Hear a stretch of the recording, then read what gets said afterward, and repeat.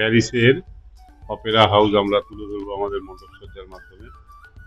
আমাদের পরপর 9 বছর পশ্চিমবঙ্গ রাজ্য সরকারের বিশ্ব বাংলা সম্মানে আমরা সম্মানিত হয়েছি জেলা সেরা পুজোর স্বীকৃতিতে।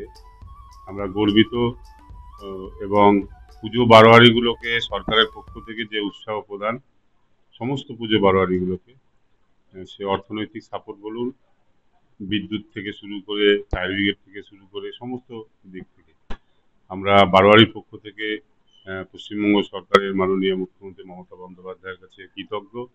এবং আমাদের যে ভাবনা, এই ভাবনায় আর কি জেলার বাইরে বহু মানুষ হুগলি জেলার চুঁচুড়ার কারবালামোড় বিবেকানন্দ সার্বজনীন মণ্ডপ দর্শনের জন্য অপেক্ষায় থাকেন। এবছরও আপনারা আসুন।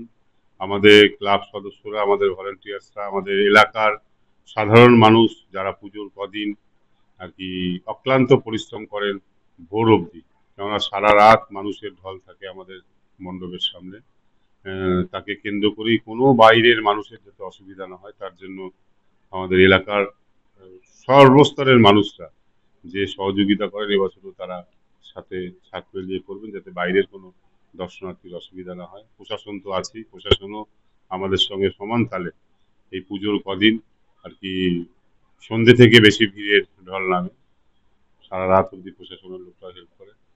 চমক প্যারিসের অপেরা হাউস। প্যারিস যেতে হবে না, আমরা প্যারিসকে তুলে নিয়ে এসেছি হুগলি জেলায় চুঁচুড়ায় ওয়েস্ট বেঙ্গলে।